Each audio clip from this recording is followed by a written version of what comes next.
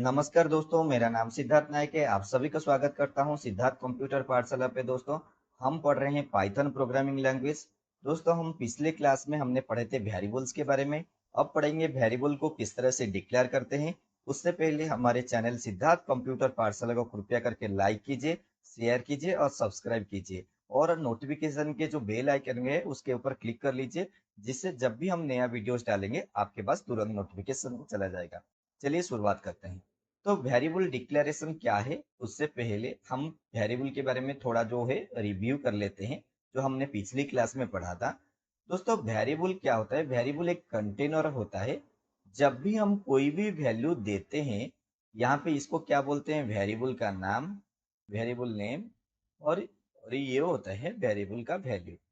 जब भी कोई हम वैल्यू को हम हमारे प्रोग्रामिंग में देते हैं, वो हमारे कंप्यूटर में एक मेमोरी लोकेशन रिजर्व करता है। वहां पे जाके वैल्यू स्टोर होता है। उस जगह का जो लोकेशन का जो नाम होता है उसको हमने क्या बोलते हैं? वेरिएबल नेम होता है। तो वेरिएबल एक कंटेनर होता है जहाँ पे हम वैल्यू स्टोर करते हैं, और जिस लोकेशन में वो स्टोर होता है उस लोकेशन को रिप्रेजेंट करता है वेरिएबल का नाम। ठीक है। मैंने दूसरे जो पॉइंट्स कहा था, वेरिएबल का जो मेमोरी का जो लोकेशन, मेमोरी जो साइज, वो स्पेस जो वो रिजर्व करता है, वो हमेशा फिक्स नहीं होता है बच्चों। वो क्या होता है? अकॉर्डिंग टू अवर डेटा वो क्या है? वो चेंज होता है। जितना बड़ा डेटा टाइप लेंगे, जितना हम डेटा लेंगे, बड़ा डेटा लेंगे, उस हिसाब से हमारा जो है मेमोरी साइज रिजर्व होगा। और हमेशा एक चीज याद रखिए, वेरिएबल का जो वैल्यू है वो कभी भी फिक्स नहीं होता है। हाँ, उसके वो वैल्यू जो है वो चेंज होते रहता है। हमारा जो जो एग्जीक्यूशन के वक्त हमारा जो वैल्यू जो है चेंज होता रहता है। ये तीनों पॉइंट्स हमने, वेरिएबल क्या है और वो किस तरह से काम करता है, ये चीजें हमें पहले भी पढ़ा है। ठीक है, पहले हम चलते हैं। यहाँ पे क्या लिखा है वो हर पॉइंट को डिटेल में पढ़ेंगे। तो वेरिएबल का जो वैल्यू है वो ऑटोमेटिकली डिक्लेयर होता है, इनिशियलाइज होता है। जब भी हम कोई वेरिएबल बनाते हैं तो वैल्यू जब हम देते हैं उसके अनुसार वो डेटा टाइप के है ऑटोमेटिकली असाइन हो जाता है। यहाँ पे मैंने एक वैल्यू दिया 10, और वो उसको किस में? ए नाम का वेरिएबल में स्टोर किया। तो यहाँ पे मैंने इंटीजर दिया, तो ऑटो इंटीजर वैल्यू क्या है उस हिसाब से वो मेमोरी क्या है रिजर्व करके रख लेता है। ठीक है दोस्तों, हमेशा याद रखिए हम अपना जो वेरिएबल का जो वैल्यू किसके माध्यम से यूज करते हैं? Assignment operator. यहाँ पे एक असाइनमेंट ऑपरेटर यूज होते हैं, जिसका माध्यम से हम वैल्यू को वेरिएबल में स्टोर करते हैं। ठीक है, वैल्यू को वेरिएबल में असाइन करने के लिए हमें यूज करते हैं असाइनमेंट ऑपरेटर। यहाँ पे लिखा है क्या है? The operand to the left of the equal operator is the name of the variable. यहाँ पे जो दो ऑपरेंड्स होते हैं, यहाँ पे इसको ऑपरेंड्स कहते हैं। इसको लेफ्ट ऑपरेंड, इसको राइट ऑपरेंड्स कहते हैं। हमारा जो जो राइट ऑपरेंड्स का वैल्यू जो है वो इक्वल किसमें? लेफ्ट ऑपरेंड में स्टोर होता है। किसके माध्यम से? ये असाइनमेंट ऑपरेटर के माध्यम से वैल्यू क्या होता है? स्टोर होता है। ठीक है दोस्तों, ये जो 3 पॉइंट से लिखा गया है इसको अच्छे से नोट डाउन कर लीजिए। ठीक है, यहाँ पे इस इक्वल साइन को हम क्या बोलते हैं? Assignment operator. इसका काम होता है वैल्यू को वेरिएबल में असाइन करना। ठीक है, यहाँ पे देखिए दोस्तों, मैंने एक स्टेटमेंट लिखा a इक्वल टू 10। हमारा इंटरप्रेटर इसको एग्जीक्यूट किया। एग्जीक्यूट करके उसको मेमोरी एलोकेट किया। मेमोरी एलोकेट करने के लिए उसमें हमने जो जिस जगह पे हमने मेमोरी एलोकेशन हुआ वहां पे जाके वो वैल्यू 10 स्टोर हुआ। उस लोकेशन को जानने के लिए हमने क्या दिया? वेरिएबल का नाम दिया।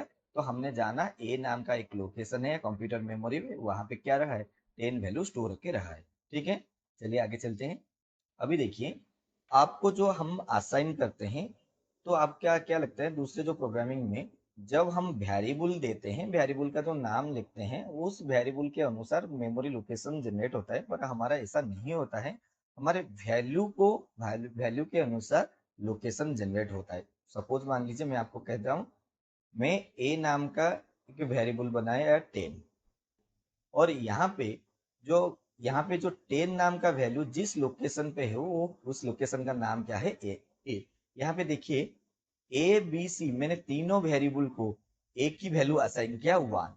और अगर हम तीनों वेरिएबल का अगर मेमोरी एड्रेस निकालेंगे, वो सबका एड्रेस क्या आएगा? सेम। क्योंकि हमारे जो पाइथन में क्या होता है, वैल्यू को मेमोरी एलोकेशन होता है, ना कि वेरिएबल का नेम को। और देखिए, all of the three variables are assigned same memory location when the integer object is created value 1। जब हमने वन वैल्यू क्रिएट किया, उसको हमने असाइन कर दिया ए, बी और सी। मतलब ये तीनों वेरिएबल का जो वैल्यू जो है वन है, और तीनों का लोकेशन जो है एक ही लोकेशन को रिप्रेजेंट करता है। ठीक है दोस्तों, चलिए हम देखते हैं आगे। अभी देखिए यहाँ पे, अब नेक्स्ट जो देखेंगे, रूल एंड रेगुलेशन। हम किस तरह से पाइथन में हमारा जो वेरिएबल का नाम को हम डिक्लेयर करते हैं, किस तरह से हम वेरिएबल को डिक्लेयर करते हैं उसको हिसाब से। पहली बात, वेरिएबल्स एक आइडेंटिफायर्स होते हैं, ये इसको याद रखिए। वेरिएबल में जब भी हम क्या कहते हैं, कोई भी वैल्यू असाइन करते हैं, वो कहाँ स्टोर होता है, वेरिएबल में स्टोर होता है। तो जब भी हम कोई वैल्यू देते हैं कंप्यूटर मेमोरी पे, तो कंप्यूटर पे को देते हैं, प्रोग्राम को देते हैं, प्रोग्राम ये क्या करता है, हमारे कंप्यूटर मेमोरी पे एक मेमोरी रिजर्व करके रख लेता है। ठीक है, उस जगह पे हमारा वैल्यू क्या होता है, स्टोर होके रहता है। ठीक है, चलिए यहाँ पे जो पहला पॉइंट रूल एंड रेगुलेशन दिया गया है कि वेरिएबल में जो वेरिएबल्स हम जब पाइथन में बनाएंगे, वो अल्फा न्यूमेरिक होना चाहिए। अल्फा न्यूमेरिक का मतलब होता है अल्फाबेट्स के साथ साथ नंबर्स भी आप इस्तेमाल कर सकते हैं, और इसमें क्या है, अंडरस्कोर्स भी यूज कर सकते हैं। यहाँ पे देखिए, ये नेम, यहाँ पे जो नेम लिखा, एक सेकेंड मैं दूसरे स्लाइड्स को ओपन कर लेता हूँ। हम किस तरह से लिख सकते हैं, यहाँ पे नेम, यहाँ पे क्या लोअर केस लेटर पे एक वेरिएबल बना सकते हैं, अपर केस लेटर पे बन सकता है। यहाँ पे इस तरह से भी लिखा जाता है, नेम 1 2 3। मतलब इसको अल्फा न्यूमेरिक कहते हैं, अल्फाबेट के साथ न्यूमेरिक्स भी यूज करते हैं, मतलब नंबर्स भी इस्तेमाल कर सकते हैं। चलिए और आगे चलते हैं। यहाँ पे इस तरह से भी लिखा जाता है, अंडरस्कोर को भी पहले आप दे सकते हैं, और उस हिसाब से आप एक वेरिएबल क्रिएट कर सकते हैं। पहला जो पॉइंट था, हम सिर्फ अल्फाबेट से, अल्फा न्यूमेरिक होता है, अल्फाबेट के साथ नंबर्स भी इस्तेमाल कर सकते हैं। ठीक है दोस्तों, यहाँ पे सेकेंड जो पॉइंट लिखा गया है, वेरिएबल कभी भी नंबर से शुरुआत नहीं हो सकता। मतलब हम इस तरह से नहीं लिख सकते 1 2 3 नेम, मतलब हम अल्फाबेट पीछे नहीं लिख सकते और नंबर आगे नहीं लिख सकते। मतलब समझ में नहीं आया शायद, आपको क्लियर में समझाता हूँ। नंबर्स को कभी आगे नहीं लिखा जाता है। आप इस तरह से लिख सकते हैं, नेम 1 2 3 ये लिख सकते हैं, और ये नहीं लिख सकते।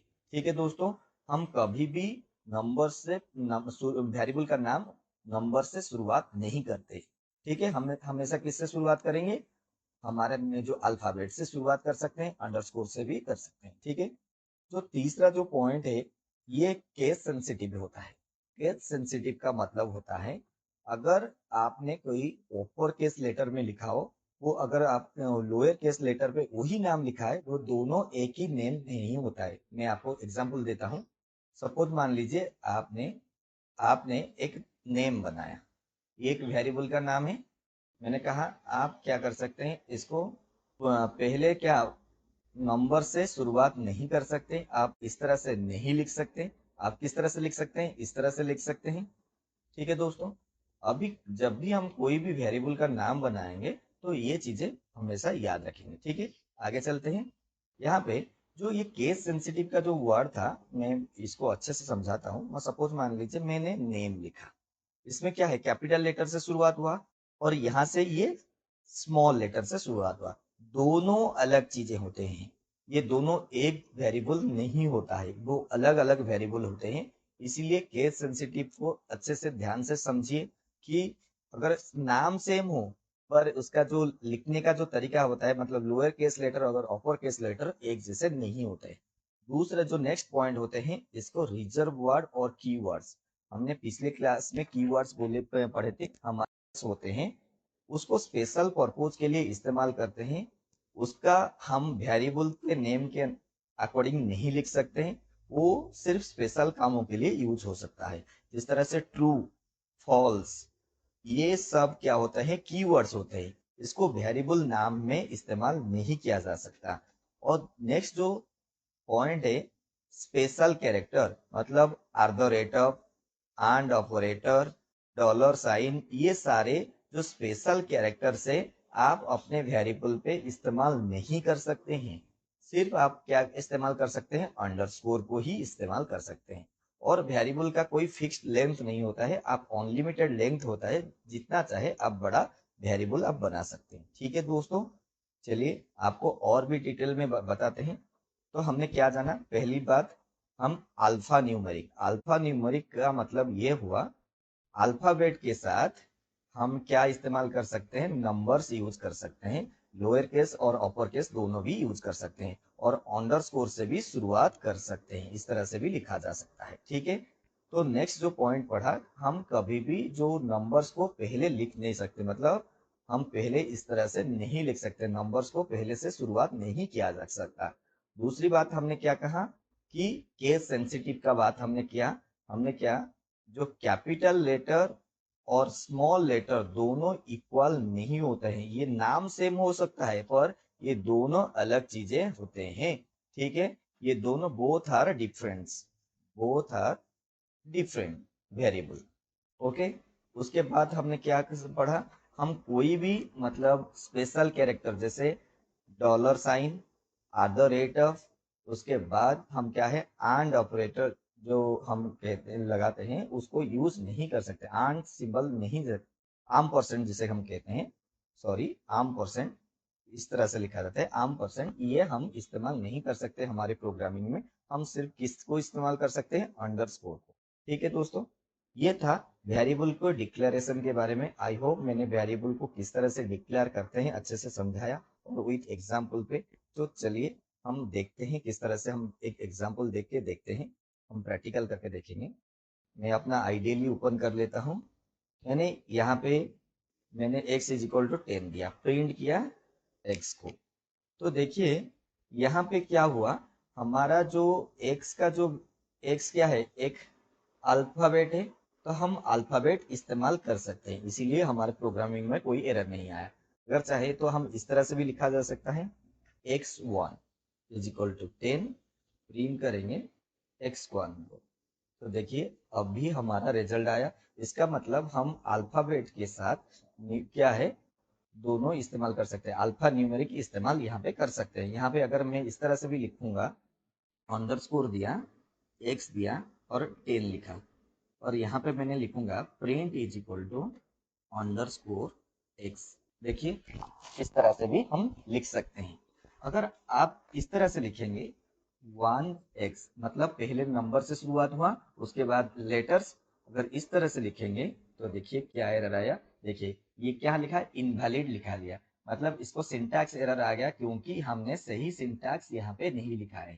ठीक है, तो इसको हमने, इसका मतलब हमने ये जाना कि यहाँ पे हम इंटीजर से शुरुआत नहीं कर सकते हैं दोस्तों।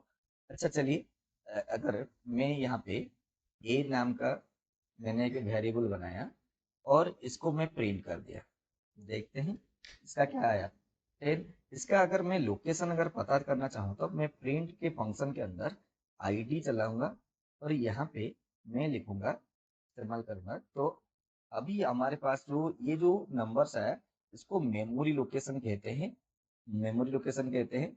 हमारा जो a = 10 वो कहाँ पे, इस जगह पे आके स्टोर होके रहा है। ठीक है दोस्तों, आगे और देखते हैं आगे।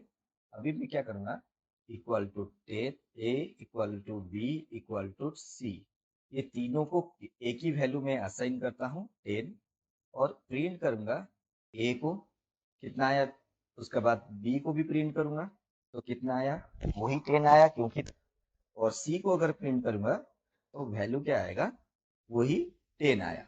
मतलब हम तीनों वेरिएबल का जो वैल्यू है वो एक ही को, मतलब वैल्यू हमारा एक ही है, कितना, 3 वेरिएबल उसको इंडिकेट किया है, a b c। अब चलते हैं, ये जो हमने कहा हमारे इसका जो लोकेशन है वो एक ही होगा, तो इन तीनों का लोकेशन क्या है, एक ही होना चाहिए। चलिए देखते हैं, इसका आंसर देख के पता चल जाएगा। अगर मैं यहाँ पे यूज करूंगा, प्रिंट फंक्शन यूज करूंगा, उसके अंदर अगर id लिख के a लिखूंगा तो इसका एक लोकेशन आएगा। ये देखिए, ये लोकेशन को अच्छे से देखिए। अभी दूसरा करता हूँ प्रिंट id, यहाँ पे b करता हूँ। देखिए इन दोनों लोकेशन का जो लोकेशन का जो नंबर है वो सेम है, तो इसका मतलब ये हुआ कि ये दोनों जो है एक ही लोकेशन को इंडिकेट कर रहे हैं। अभी चलते हैं, रीड करते हैं। तो यहाँ पे नोट डाउन कीजिए, ये तीनों ए और बी और सी, ये तीनों एक ही लोकेशन में हैं और तीनों किसको रिप्रेजेंट करते हैं, 10 को। दूसरे प्रोग्रामिंग में जब भी हम कोई भी वेरिएबल बनाते हैं, सब वेरिएबल का अलग अलग लोकेशन होता है। बट पाइथन में क्या होता है, जब भी ये वैल्यू जो वैल्यू के ऊपर होता है, जब भी हम कोई वैल्यू देते हैं, वो मेमोरी लोकेशन किसको मिलता है, वैल्यू को मिलता है, ना ही वेरिएबल को। ये अच्छे से याद रखिए, जो हमारे मेमोरी लोकेशन किसको मिलता है, हमारे वैल्यू को मिलता है, ना कि वेरिएबल को। बस दूसरे प्रोग्रामिंग में किसको मिलता है, जो मेमोरी लोकेशन, वेरिएबल्स को मिलता है। यही डिफरेंस है पाइथन प्रोग्रामिंग में और दूसरे प्रोग्रामिंग में। यहाँ पे मैंने आपको रिप्रेजेंट करके दिखाया, एक ही वैल्यू को अलग अलग क्या है, वेरिएबल्स क्या करता है, असाइन कर सकते हैं, बट इनका जो मेमोरी लोकेशन जो होगा वो एक ही रहेगा। ठीक है दोस्तों, आई होप मैंने सारा चीज आपको डिटेल में बताया। ठीक है, और आगे अगर आपको कोई भी डाउट्स होगा तो आप हमें कमेंट सेक्शन में बता सकते हैं। मैं कमेंट सेक्शन में आपका हर सवाल का आंसर दे सकता हूँ। ठीक है दोस्तों, यहाँ धन्यवाद दोस्तों, यहाँ तक आपने आप पेशेंस के साथ सुने। मैं आप सभी का धन्यवाद करना चाहता हूँ। अगर कुछ भी प्रॉब्लम होगा तो आप हमें कमेंट सेक्शन में बता सकते हैं। उससे पहले हमारे चैनल सिद्धार्थ कंप्यूटर पाठशाला को कृपया करके लाइक कीजिए, शेयर कीजिए, सब्सक्राइब कीजिए। धन्यवाद।